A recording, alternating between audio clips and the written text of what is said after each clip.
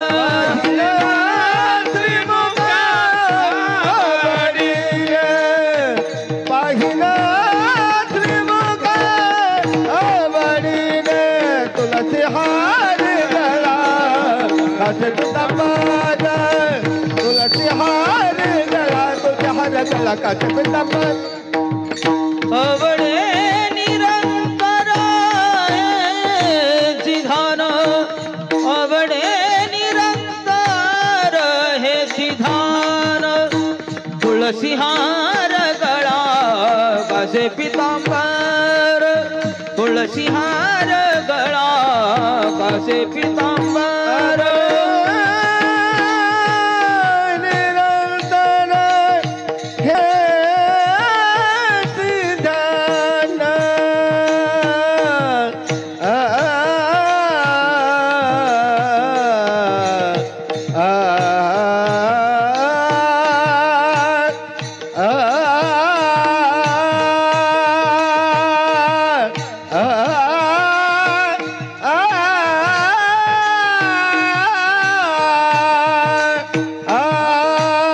तुळसी हार गळा कासे पितांबर तुळसी हार गळा कासे पितांबर कासे पितांबर कासे पितांबर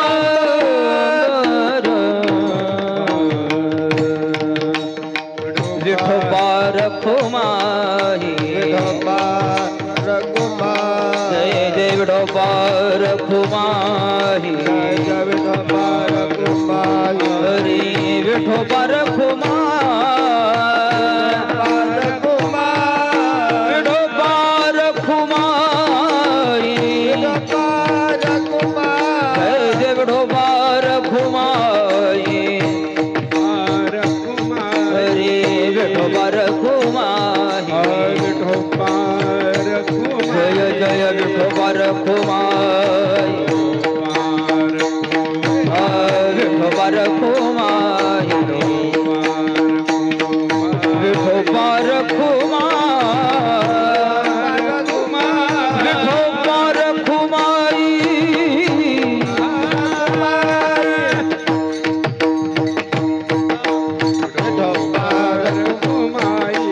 विठोबा रखुमाई विठोबा रखुमाई हरी विठोबा रखुमाई विठोबा रखुमाई विठोबा रखुमाई विठोबा रखुमाई विठोबा रखुमाई जय जय विठोबा रखुमाई हरि विठोबा रखुमाई विठोबा रखुमाई विठोबा रखुमाई विठोबा रखुमाई विठोबा रखुमाई विठोबा रखुमाई जय जय विठोबा रखुमाई विठोबा रखुमाई विठोबा रखुमाई विठोबा रखुमाई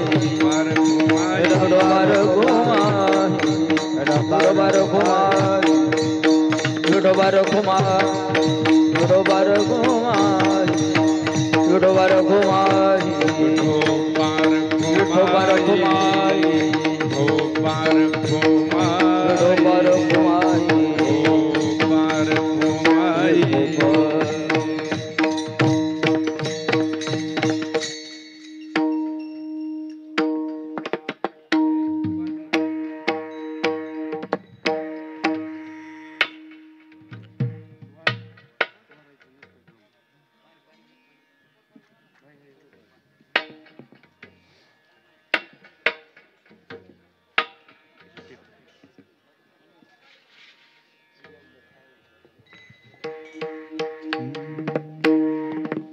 हेलो हेलो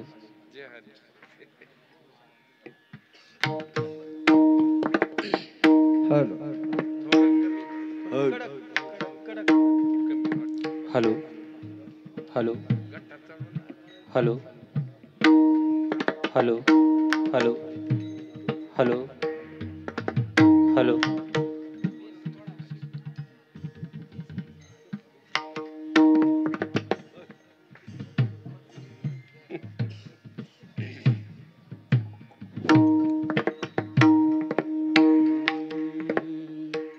हरी हरी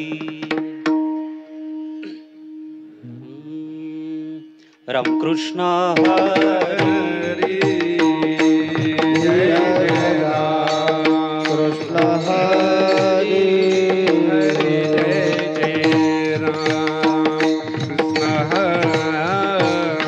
हरी जय जय राम कृष्ण हरी हरी जय जय राम कृष्ण हरी जय जय राम कृष्ण हरी हरी जय जय राम कृष्ण जय जय राम कृष्ण हरी जय जय राम कृष्ण जय जय राम कृष्ण हरी जय जय राम कृष्ण जय जय राम कृष्ण जय हरी जय राम कृष्ण जय जय राम कृष्ण हरी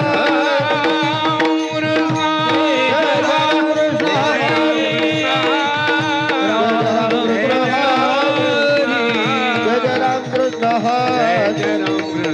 जय राम कृष्ण हरी जय जय राम कृष्ण हरी जय जय राम कृष्ण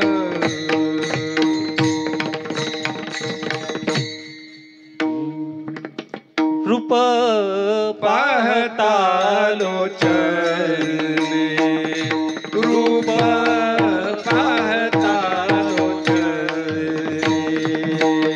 रूप पाहता लोचनी रूप पाहता लोचनी रूप पाहता लोचने रूप पाहता लोचने रूप पाहता लोचनी रूप पाहता लोचनी सुख झाले सजानी सुख झाले सजानी तो हा विठ्ठल परमा तो हा माधव परमा हे सुख झाले साजनी सुख झाले साजनी तो हा विठ्ठल बरवा तो हा माधव बरवा बहुत सुकृताची जोडी बहुत सुकृताची जोडी बहुत सुकृताची जोडी बहुत सुकृताची जोडी म्हणून विठ्ठली आवडी टाळवाजी जर करत टाळ विठ्ठली आवडी तो हा विठ्ठल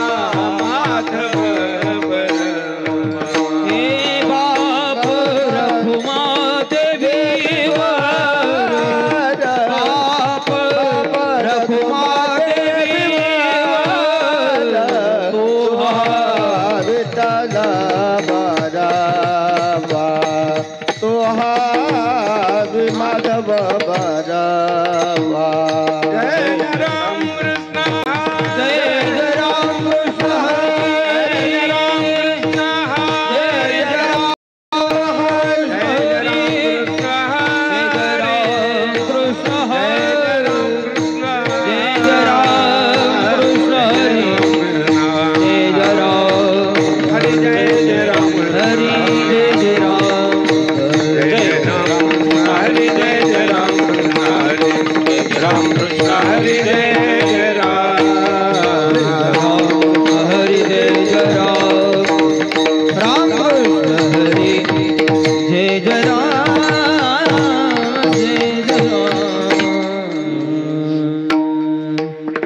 थाकलो से द्वारी उभा याच भिकारी उभयाच भिकारी उभयाच भिकारी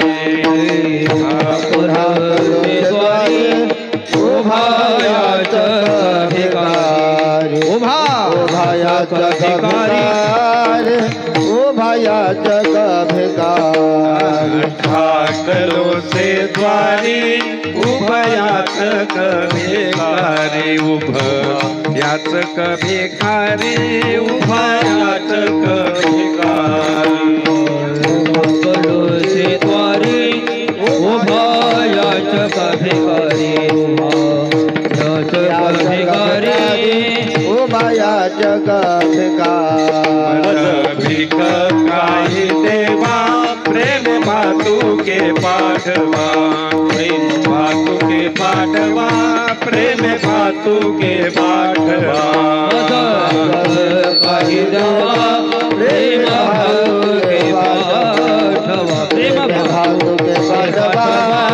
प्रेम भातु के पाठवा याचकाचा भार घेऊन येर धार घेऊन येर धार घेऊन येर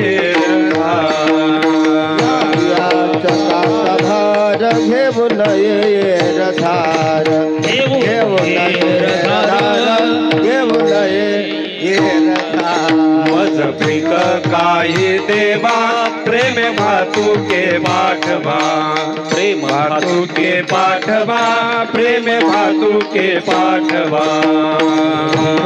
काही देवा प्रेम भातु के पाठवा प्रेम भातु के पाठवा भातु के पाठवा कामने दान सेवा घेतल्या वाचून सेवा घेतल्या वाचून सेवा घेतल्या वाचून कामने दान सेवा घेतल्या वाचून सेवा घेतल्या वाचून सेवा घेतल्या वाचून मज भिक काही देवा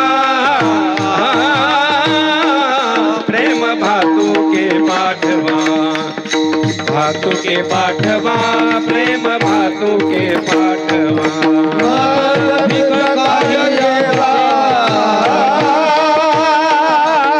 प्रेम भातु के पाठवा भातु के पाठवा प्रेम भातु के पाठवा बार घुमाई बार कुमारी बार घुमाई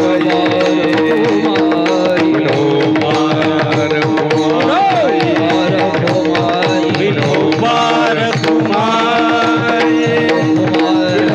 बार घुमाई बार घुमाई बार कुमारी बार घुमाई बार कुमारी बार घुमाई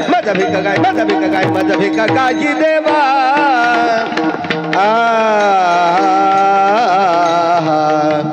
माझा भिका काही देवा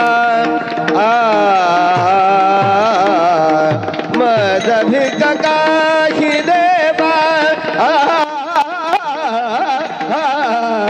माझा भिका काही देवा माझा भिका काही देवा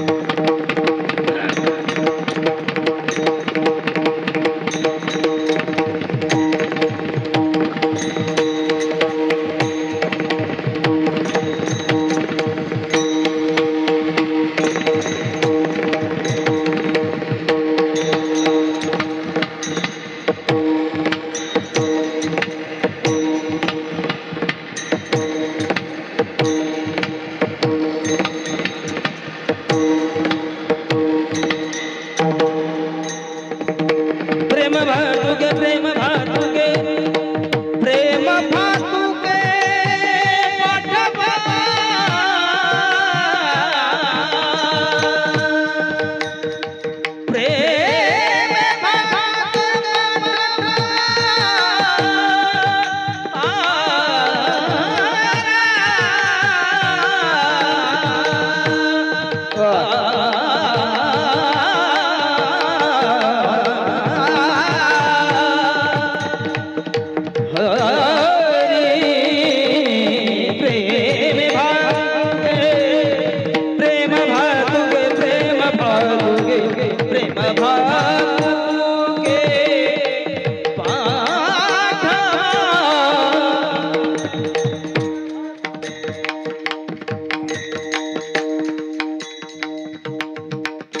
प्रेम भतुके पाडवा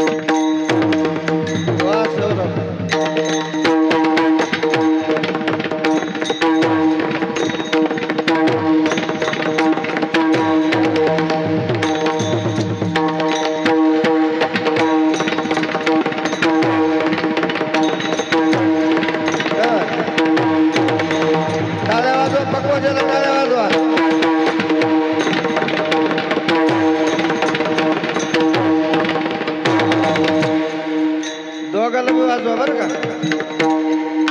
प्रेम भातुके पाठवा पाठवा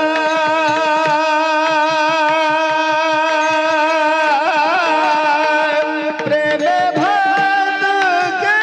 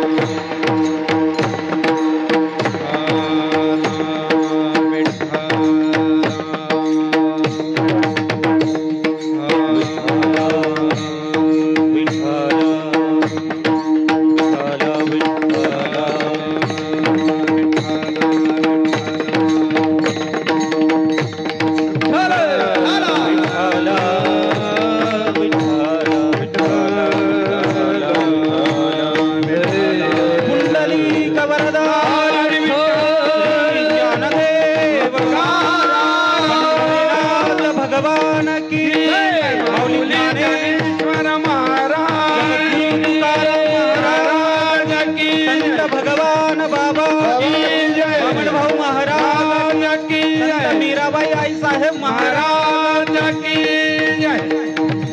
विठाला विठाला विठाला विठाला विठाला विठाला विठाला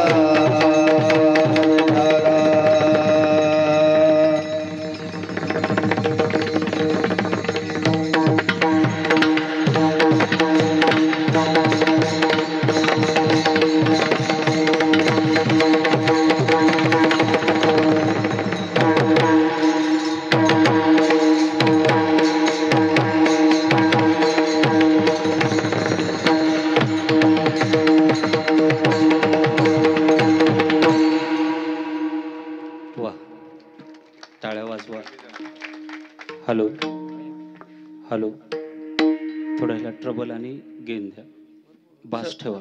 Saurabh hello hello hello hello hello hello hello, ठीक आहे.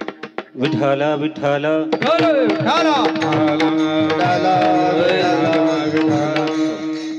ठाकलो से द्वारी उभा याचक भिकारी, मज भीक काही देवा प्रेम भातुके पाठवा.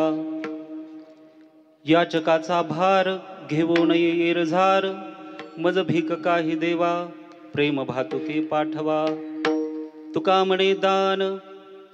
म्हणे दान सेवा घेतल्या वाचून, मज भीक काही देवा प्रेम भातुके पाठवा. पांडुरंगा करू प्रथम नमन, करू प्रथम नमन, पांडुरंगा करू प्रथम नमन, पांडुरंगा करू प्रथम नमन. दुसरे चरण संताची, दुसरे चरण संताची, चरण संताची. त्यांच्या कृपादाने कथेचा विस्तार, कृपादाने कथेचा विस्तार, कृपादाने कथेचा कृपादाने कथेचा विस्तार. बाबाजी सद्गुरु दास तुका, बाबाजी सद्गुरु दास तुका, सद्गुरु दास तुका.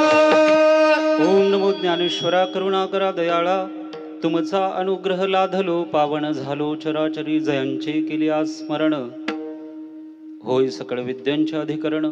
तेची बंधू श्रीचरण श्री गुरूंचे ते नमस्कारोणी आता. ध्येयं सदा परिभवग्नमभिष्टदोहं, तीर्थास्पदं शिवविरचिनुतं शरण्यं.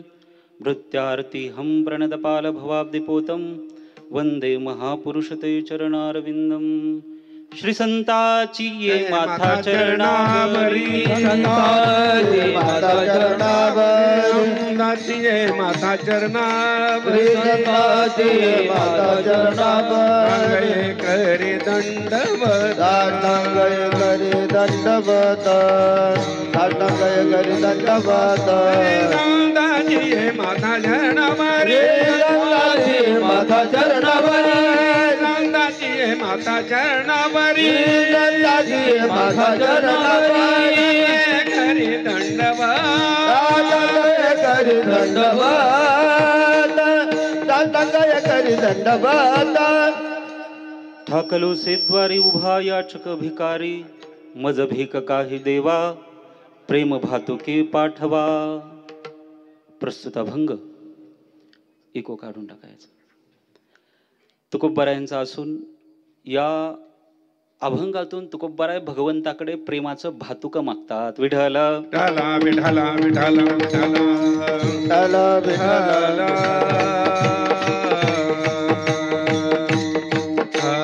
विठाला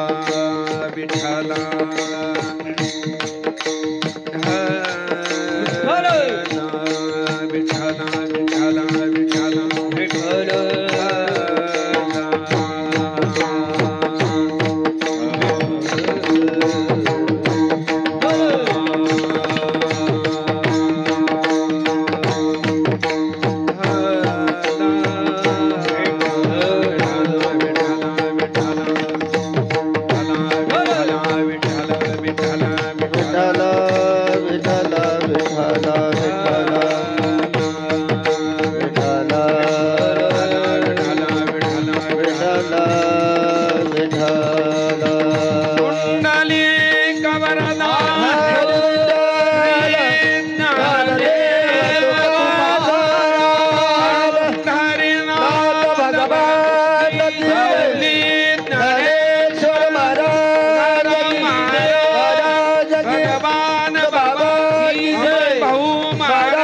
की जय आई साहेब महाराज की जय दादा की जय विठ्ठल विठ्ठल विठ्ठल विठ्ठल.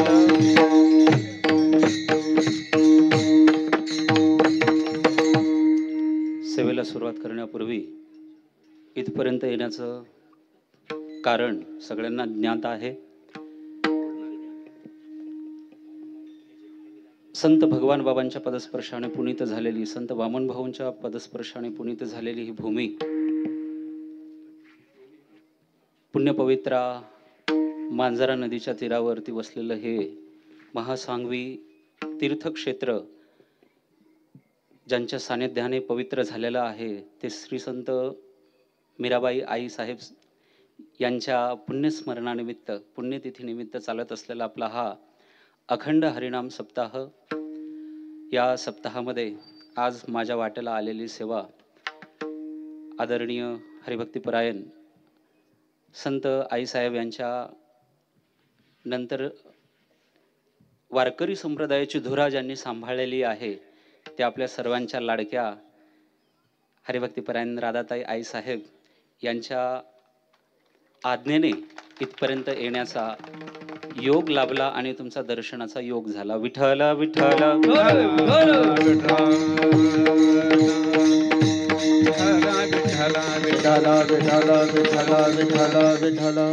इथं आल्यानंतर अगदी मन असं प्रसन्न झालं. मी पहिल्यांदा आलो आईसाहेब, मगाशी बोललो पण या सोहळ्यामध्ये पहिल्यांदाच. सोहळ्याची अपेक्षाच नव्हती, फक्त मला संस्थान पाहायचं होतं. अशी कीर्तनं दररोजचेच असतात महाराज लोकांना, मला सोहळ्याची नाही, तुमच्या दर्शनाची आणि संस्थान कसं आहे, संत मीराबाई आईसाहेब यांची समाधी कशी आहे, ही गेली 12-14 वर्षापासून आमची दिंडी म्हणजे भगवान बाबांची दिंडी इथनं जाते ना पाटोद्यातून. मग आईसाहेब प्रत्येक वेळेस तिथे हजर असतात. मग आता आईसाहेब तिकडे म्हटलं लेकरं कुठं जाणार आहेत, संस्थानावर थोडे येणार आहेत. म्हटलं चला आता योगायोग आलेला आहे, तुमचं सर्वांचं या ठिकाणी दर्शन झालेलं आहे. आणि मोठ्या आई साहेबांचं चरित्र सांगायचं म्हटल्यानंतर खूप जाज्वल्य असं चरित्र आहे. त्या तिकडे वळण्यापूर्वी या ठिकाणी या सोहळ्याला जी गुणजन मंडळी या ठिकाणी लाभलेली आहे, श्री क्षेत्र भगवानगडाच्या सेवेसाठी स्वतःला वाहून घेतलेले आदरणीय हरिभक्तीपरायण सांगळे महाराज या ठिकाणी मामा आमचे उभे आहेत.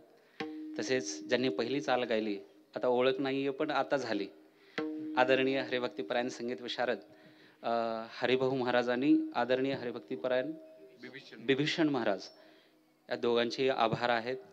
आणि ही जी सर्व गुणीजन मंडळी दिसती आहे ती आदरणीय हरिभक्तीपरायण जगदाळे गुरुजी यांचे शिष्य परिवार या ठिकाणी सर्वांच्या चरणावरती एकदा नतमस्तक होतो.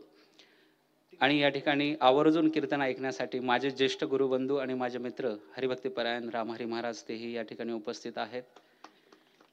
ते प्रॉपर पाटोद्याचेच असल्यामुळे त्यांना येणं शक्य झालं. जर त्यांनी अगोदर कळलं असतं की मी येणार आहे कीर्तनाला तर मी त्यांना थांबवलं असतं, कारण माझ्यापेक्षाही त्यांचा अभ्यास मोठा आहे. विठ्ठल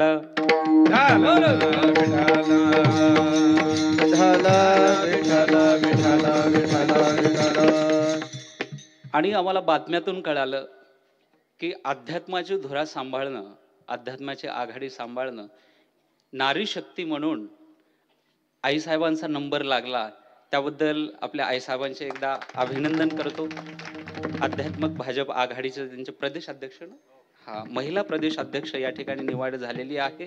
त्यांच्या पुढच्या वाटचालीस माझ्याकडनं अल्पशा शुभेच्छा. विठ्ठल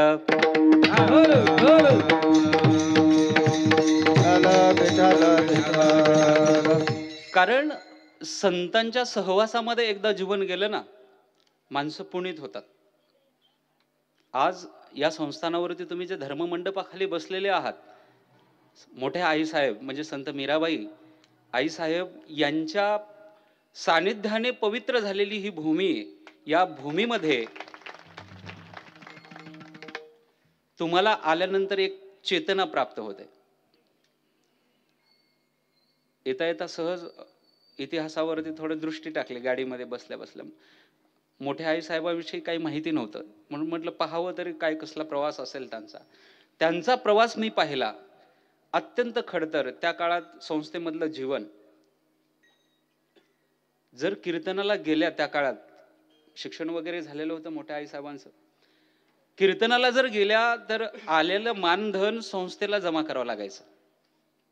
आता जर महाराजांना मागितलं तर त्या गुरुकडे पाहतील, परत त्या गुरुकडे दृष्टी टाकतील असं मला गॅरंटी भेटत नाही. जर एखाद्या गुरुनी जर म्हटलं की तू माझ्या शिक्षण संस्थेवरती शिकलेला आहे आणि तू 7 दिवस सप्ताह केल्यानंतर आलेलं मानधन माझ्या संस्थेला जमा कर, करेल एखादा शिष्य? त्या काळात आईसाहेब करत होत्या. आणि इथे येण्याचा प्रवास त्यांचा पाहिला. एक हार्मोनियम दुरुस्ती करावी म्हणून संस्थेतून सुट्टी घेतलेली होती, एक सुट्टी फक्त, हार्मोनियम दुरुस्ती करावी. आणि आईसाहेब इथं आल्या, आपल्या ह्या परिसरामध्ये महासांगवीमध्ये या ठिकाणी आल्या. आणि इथे संत भगवान बाबांची भेट झाली. तिथून आईसाहेबांचं जीवनच बदलून गेलं महाराज. अक्षरशः श्री गुरु म्हणून संत भगवान बाबा लाभले. श्री गुरूंची माळ आईसाहेबांच्या गळ्यामध्ये पडली, नाहीतरी आईसाहेब तुम्हाला लाभल्या नसत्या. कारण त्यांनी ठरवलेलं होतं. वारकरी संप्रदायामध्ये एवढा त्रास झाला त्यांना की त्या बोलल्या मी हा संप्रदाय सोडून महानुभव पंथामध्ये जाते. तसं इतिहास वाचलाय म्हणून बोलतोय, मला अक्षरशः प्रत्यक्ष इतिहास माहिती नाही, वाचलेली जी माहिती आहे तुमच्या समोर प्रकट करतोय. जर त्या काळामध्ये संत भगवान बाबा, संत वामनभाऊ महाराज जर अक्षरशः यांची भेट झाली नसती, आज हे संस्थान आपल्याला दिसलं नसतं. हे केवळ केवळ आईसाहेबांच्या आपल्यावरती उपकार आहेत. आणि त्या आईसाहेबांच्या आज माघ शुद्ध त्रयोदशी 1 फेब्रुवारी 1998 या साली आईसाहेब आपल्याला या लोकांचा निरोप घेऊन पुढच्या प्रवासाला निघून गेल्या, म्हणजे अंतर्धान झाल्या. याचं कारण विठ्ठल विठ्ठल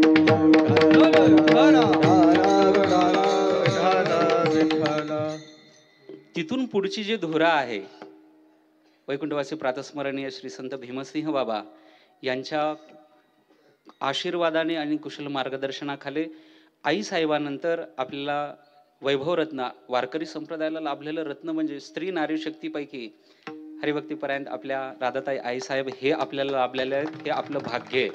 आणि आपली परंपरा ही भगवानगडांची परंपरा, भगवान बाबांची परंपरा आजही त्या जपत आहेत.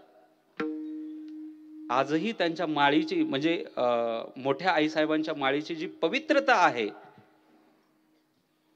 जी वारकरी संप्रदायाची वाढ व्हायला पाहिजे, ती आज झालेली दिसते. विठ्ठल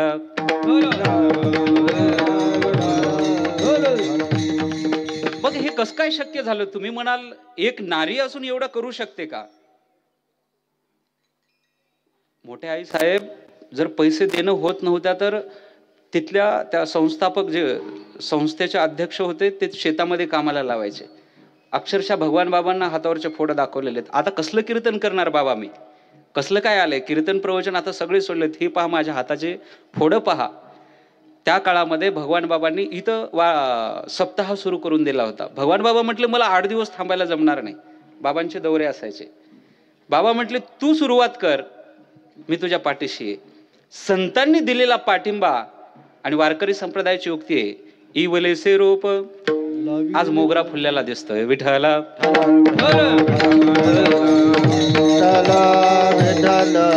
याचं कारण असं आहे, संतांच्या सानिध्यात संतांनी एकदा तुम्हाला स्वीकारलं की तुम्हाला कोणीही अडवू शकत नाही. हे वारकरी संप्रदायाचं उदाहरण आहे. जेव्हा जेव्हा श्री गुरुनी अंगीकार केलेला आहे तेव्हा तेव्हा त्या शिष्याची कीर्ती झालेली आहे. माऊली ज्ञानोबरायांचा अंगीकार निवृत्तीनाथांनी केला का नाही? इतिहासामध्ये सगळ्या वारकरी संप्रदायातले सगळे गुरु शिष्य परंपरा पहा. सगळ्यांचं दर्जा जे आहे संत पदाला पोहोचलेला आपण पाहतो. याचं कारण काय आहे? याचं कारण एकच आहे, गुरूंनी शिष्यावरती केलेलं प्रेम. विठ्ठला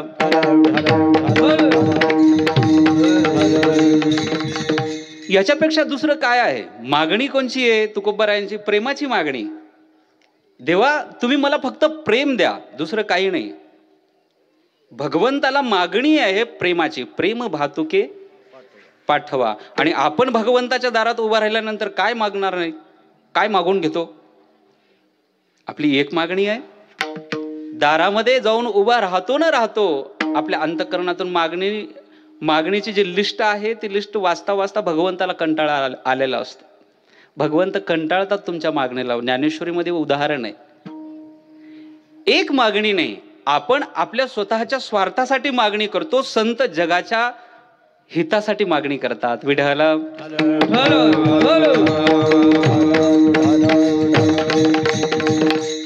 याचं कारण असं आहे, संतांची मागणी जगाच्या हितासाठी आहे, स्वार्थासाठी नाही. आपली मागणी आहे स्वार्थासाठी आहे. भगवंताच्या दारामध्ये उभे आहो आणि मागणी सुरुवात होते, देवा आता नोकरी लागू दे. आणि अलीकडच्या काळात तर सगळ्यात अत्यंत हीच गोष्ट गरजेची झालेली आहे. सगळे तरुण तुम्हाला रोडने जाताना, धावताना, पळताना दिसतात. कशासाठी? देवाच्या दारामध्ये गेल्यानंतर मुक्ती मागणार आहेत का? हे पहिली प्रार्थना असते की मला नोकरी लागू दे. इकडनं तिकडनं नोकरी लागली तर आता लग्नच होत नाही. ही जी आता तरुण पिढी बसलेली आहे माझ्या समोर, मागची नाही सांगत, ही जी तरुण पिढी बसलेली आहे इकडे, यांचं करिअर खूप अवघड आहे. मुलगीच कोणी देत नाही आणि मुलगी देण्याचा शॉर्टही राहिला नाही, कारण त्या मुलीच्या बापाच्या मागण्याच्या एवढ्या वाढलेल्या आहेत. मुलीच्या बापाची मागणी आहे की मुलाला नोकरी असावी. बरोबर का नाही? आहे का नाही? तुम्ही विचार करता का नाही? सुनबाई करताना मुलाला काय पाहिजे? नोकरी पाहिजे. नोकरी सोबत काय पाहिजे? मुलीच्या बापाची मागणी आहे नोकरी सोबत त्या मुलाला शेती पाहिजे. ठीक आहे, नोकरी आहे, शेती आहे, द्या ना मुलगी, काय हरकत आहे? मुलगी द्यायला काय हरकत नाही ना. तो म्हणतो शेती आहे, नोकरी आहे, ठीक, पण तो मुलगा शहरात राहणारा पाहिजे. कुठे? खेड्यात नाही, महासांगवीत नाही, कवळवाडीमध्ये नाही, पुणे, नाशिक, अहमदनगर, औरंगाबाद या ठिकाणी राहणारा असावा. ठीक आहे, शहरामध्ये राहतो, नोकरी शहरामध्येच असते ना, शहरामध्ये करतो, द्या ना मुलगी, काय हरकत आहे? नोकरी आहे, शेती आहे, शहरात राहणारा आहे. मुलीचा बाप म्हणतो जर माझी मुलगी सुट्टीमध्ये गावी आली, सासरी जर आली तर शेतामध्ये जाणार नाही. मला सांगा शेती कशाला पाहिजे? ही मागणी आहे. देवाच्या दारामध्ये तुम्ही उभे आहात आणि तुमची मागणी स्वार्थासाठी सुरुवात होते. विठ्ठला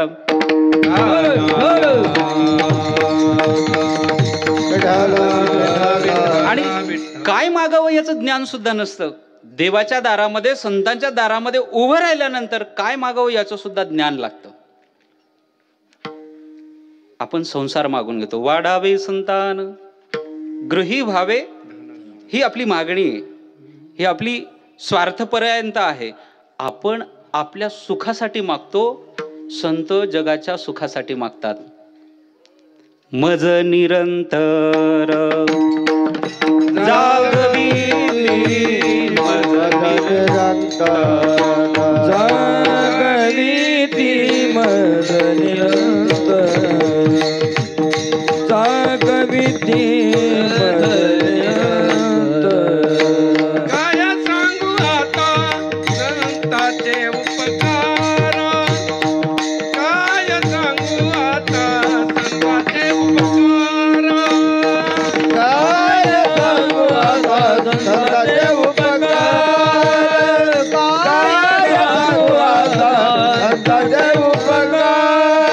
माझा निरंतर जागविती, माझा निरंतर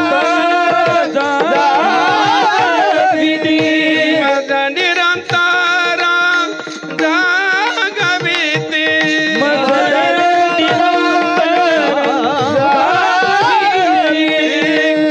काय न्यावे त्यासी व्हावे उत्तराई, काय न्यावे त्यासी व्हावे उत्तराई, काय द्यावे भावे उतराई, काय द्यावे त्याचे भावे उतराई.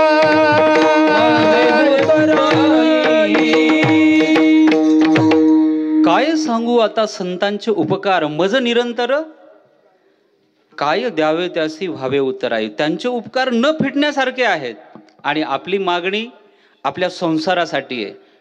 आणि वयानुसार मागणी बदलते. असं नाहीये की आपण सगळ्यांची मागणी एकसारखी असेल असं सांगता येत नाही. लहान मुलाची मागणी वेगळी आहे, त्याच्या ज्ञानावर त्याचं मागणी आधारित आहे. जसं ज्ञान असेल तशी मागणी. लहान मुलाचं काय मागणं असतं? जास्तीत जास्त लॉलीपॉप, आईस्क्रीम. नाही महाराज, आता ही जमाना राहिला नाही. आता अँड्रॉइड, ॲपल ही मागणी झाली. त्याचं ज्ञान जेवढं आहे, 5 वर्षाचा मुलगा फोन मागणार नाही. त्याच्या आईच्या सानिध्यामध्ये जोपर्यंत आहे त्याची मागणी फक्त पोटासाठी असते. एकदा का खाऊ मिळाला, एकदा का पोटभर जेवण मिळालं, तो तृप्त होऊन खेळत जातो. वयानुसार त्याचं ज्ञान आहे. तेच ज्ञान जेव्हा तारुण्यामध्ये येतं तेव्हा त्याची मागणी बदलते. मला सांगा, 10वीचा मुलगा लॉलीपॉप मागेल का? आईस्क्रीम मागतो? तो त्याच्या वडिलांना म्हणणार, मला शाळेला कॉलेजला जाण्यासाठी एक मोटरसायकलची तजवीज केली तर बरं होईल. नवे 4 व्हीलर असेल तर अगदी आणखी छान. हे वयानुसार बदललेलं ज्ञान आहे. आणि एकदा का त्याच विठ्ठल विठ्ठल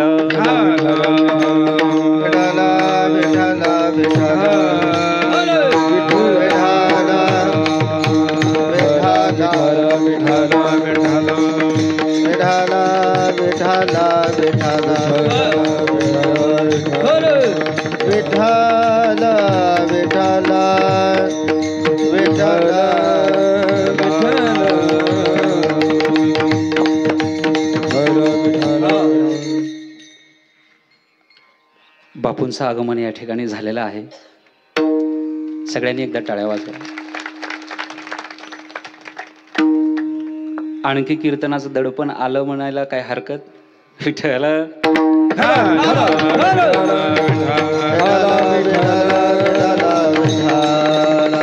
तारुण्यामध्ये त्याचं ज्ञान बदलतं, त्या पद्धतीने त्याची मागणी बदलते. तारुण्यामध्ये गाडी, मोबाईल ह्या ज्या गोष्टी आहेत ह्याची मागणी होती. त्याच मुलाचं एकदा लग्न झालं ना, परत तो गाडीकडे जात नाही ना आईस्क्रीमकडे जात नाही. त्याची मागणी त्याच्या संसारासाठी असते, त्याच्या मुलाबाळासाठी असते, त्याच्या पत्नीसाठी असते. त्याच्या पुढे तो जात नाही.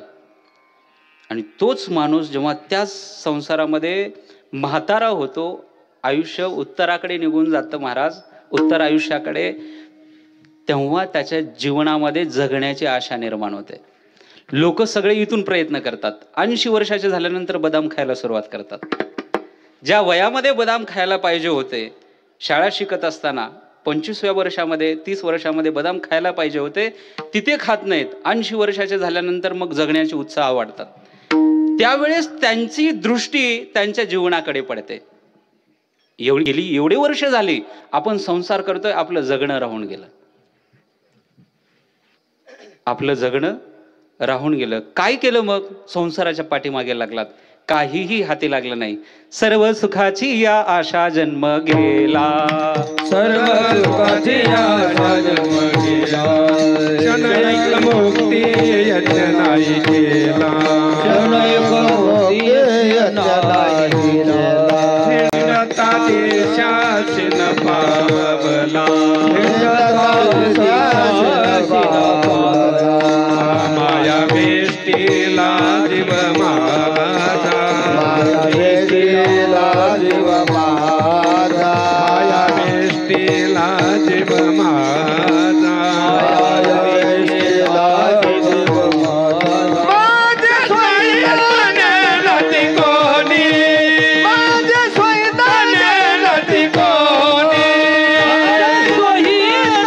नती कोणी, माझे स्वैताने नती कोणी. सर्व सुखाची आशा जन्म गेला, क्षण एक मुक्ती यज्ञ नाही केला. सुखाची आशा जन्म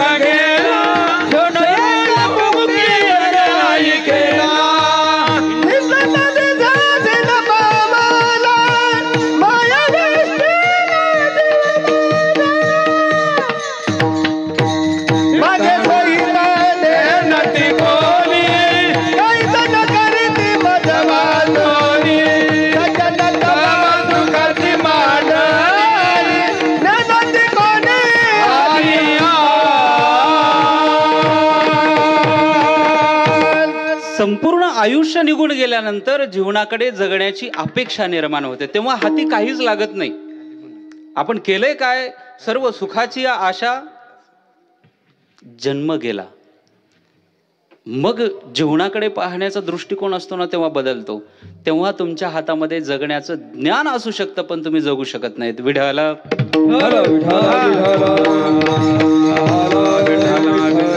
आणि माणसं अपेक्षा माणसाकडनं करतात. वाक्य आहे, माणसं अपेक्षा माणसाकडनं करतात आणि तक्रार मात्र भगवंताकडे करतात. अपेक्षा कुणाकडनं केलेली आहे? माणसाकडनं. तक्रार आपण देवाकडे जाऊन गारानं सांगतो. मला सांगा, जर तुम्ही देवाकडे अपेक्षा केली असती तर देवाने तुमची अपेक्षा पूर्ण केली असती. तुमची मागणी चुकते, तुमचं ज्ञान चुकतं. तुकोबराय ज्यावेळेस भगवंताच्या समोर उभे राहिलेत ना, तुकोबराय म्हणतात, मी देवाच्या समोर उभा आहे, पण मागत असताना ज्ञान आणि भगवंताच्याकडे पाहिल्यानंतर काय मागावं ही स्फुरण तुकोबरायांना झालं. तुकोबराय सत्ता संपत्ती हे काहीच मागून घेतलं नाही. तुकोबराय म्हटले, मला फक्त तुझा एक घास पाहिजे, प्रेमाचा घास. त्याच्यासाठी एक करावं लागेल, भगवंताच्या दारामध्ये तुम्हाला उभं राहावं लागेल. अभंगाचं पहिलं चरण आहे. ठाकलो से द्वारी, ठाकलो से द्वारी, ठाकलो से द्वारी, ठाकलो से द्वारी, ठाकलो से द्वारी, ठाकलो से द्वारी, ठाकलो से द्वारी, ठाकलो से द्वारी, ठाकलो से द्वारी,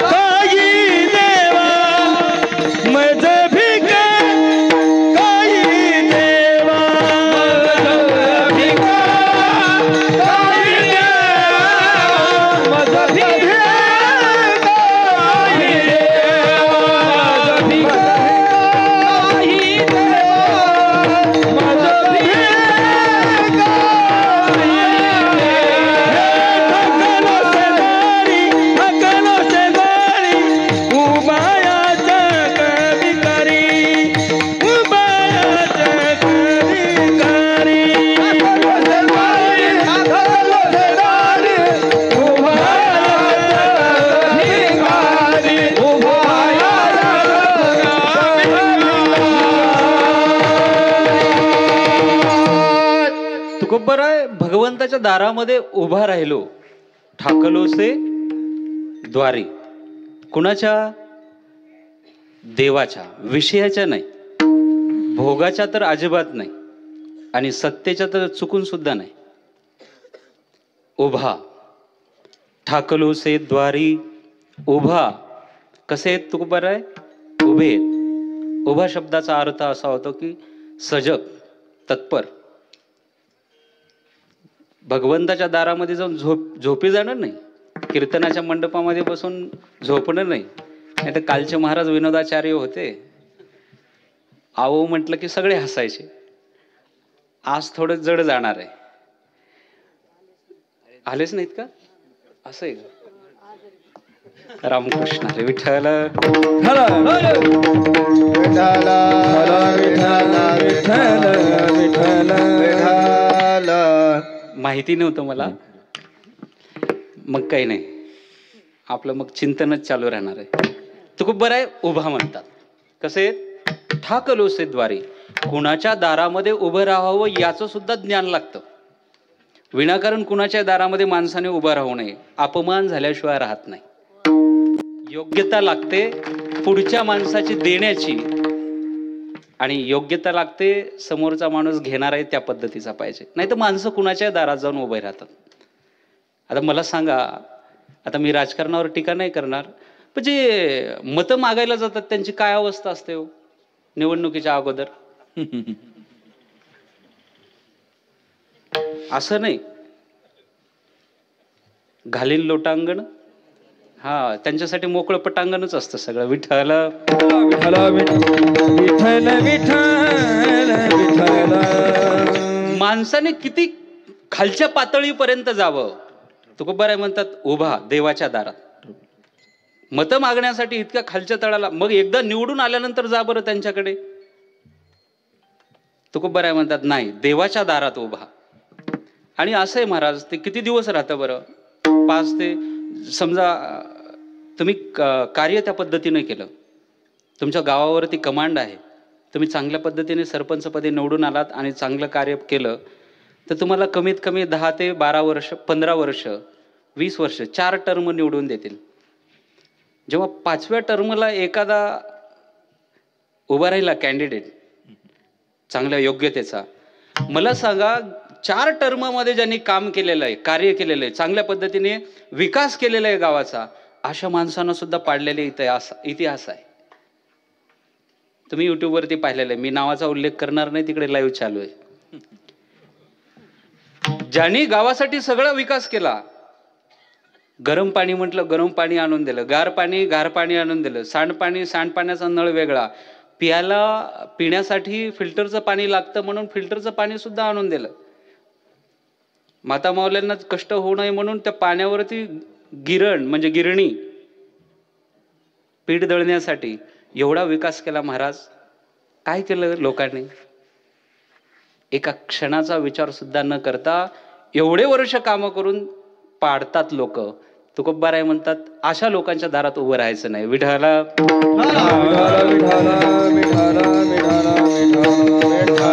समाजाचा भरोसाच देता येत नाही, कोणत्या वेळेला समाज आपल्यावरती बदलेल.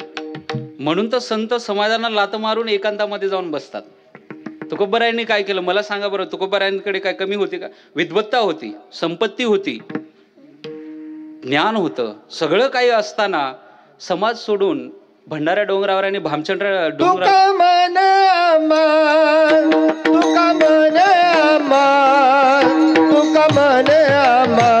एकांताचा वास,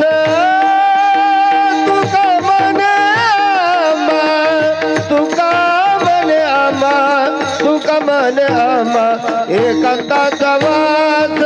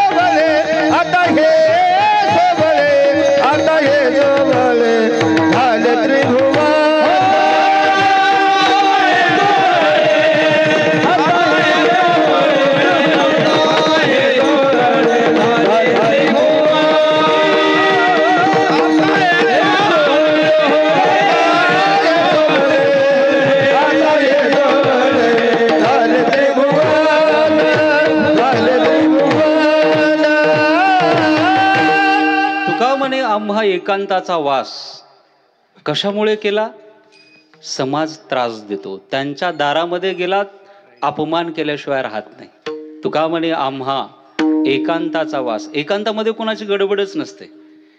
आता जर आम्ही जेव्हा गावकरी आमच्याकडे येत नाहीत, दार लावून जेव्हा आम्ही आतमध्ये बसतो, आमचा तेवढा काळ एवढा भारी जातो ना. हातामध्ये ज्ञानेश्वरी तरी राहते, गीता तरी राहते, तुकोबारायांचा गाथा तरी असतो, आणि एखादा व्यक्ती नुसतं येऊन पाहतात महाराज काय करतात, आणि झोपलेले असतील तर ते सांगताच येत नाही. दार वाजवणार आणि उठल्यानंतर म्हणतात महाराज झोपले होते काय, झोपा झोपा, म्हणजे उठवायचं सुद्धा आणि पुन्हा म्हणायचं की झोपा. संत समाजामध्ये राहिले नाही. तुका म्हणे आम्हा, याचा कारण आहे तुकोबारायांचा झालेला अपमान.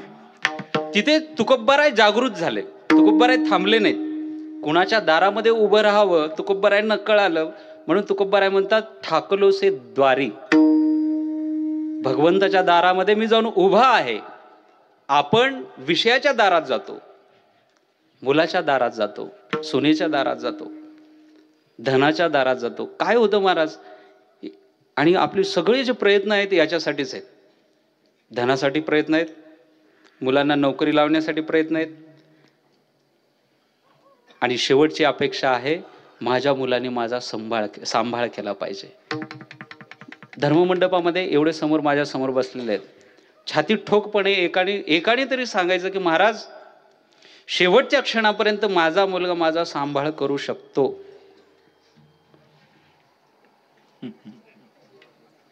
केवढा मोठा आत्मविश्वास आहे. विठ्ठल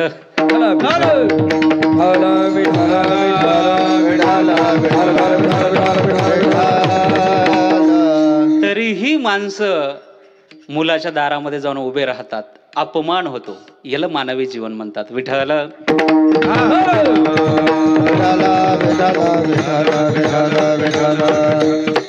विषयाच्या दारामध्ये जाऊन उभे राहिलात तर विषय तुम्हाला एक तर तुमचं तारुण्य खातात, पैसा खातात. माऊली ज्ञानोबराय एवढी चेष्टा करतात ना. माऊली ज्ञानोबराय 2 गोष्टीचा उपयोग केलेला आहे.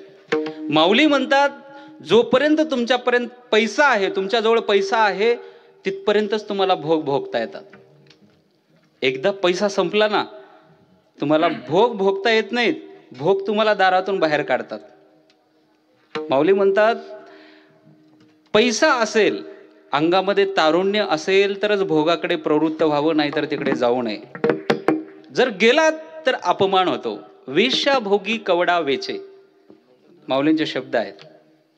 वेश्याभोगी भोग, कवडा वेचे, खर्च केल्यानंतरच भोग भोगता येतात माऊली म्हणतात. कवडा म्हणजे पैसा, कवडी, वेचे खर्च करणे. वेश्याभोगी कवडा वेचे, आणि एकदा का वेचे म्हणजे खर्च करणे, खर्च झाला त्याचा पैसा, मग दारही चेपू नये ते याचे.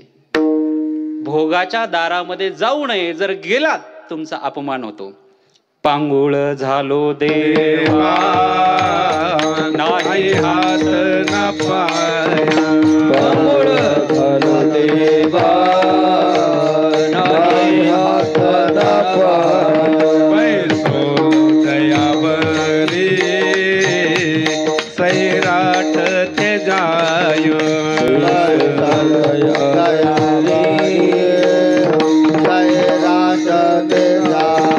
खेटीत कुंपकाठी खुंट दरडे न पाये,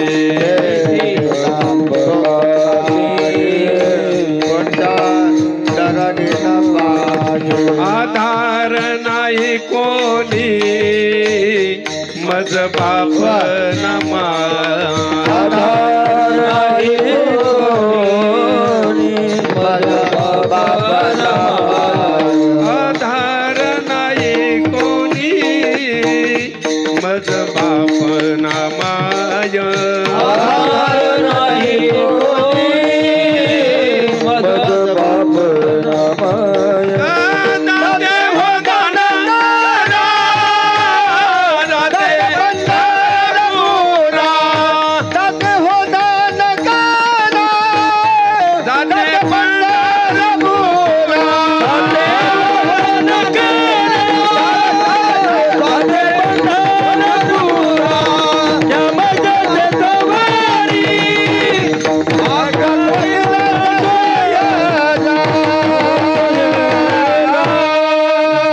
विषयाच्या दारामध्ये उभा राहिल्यानंतरची परिस्थिती, पांगुळ झालो देवा, नाही विषय तुमचा अपमान करतात.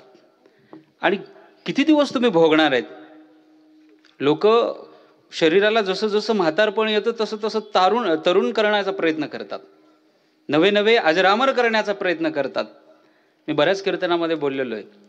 इथे आल्यानंतर याला व्हॅलिडिटी आहे, या शरीराला मर्यादा आहे. किती वर्षाची मर्यादा आहे? 100 वर्षाची गणना संतांनी सांगितलेलं आहे.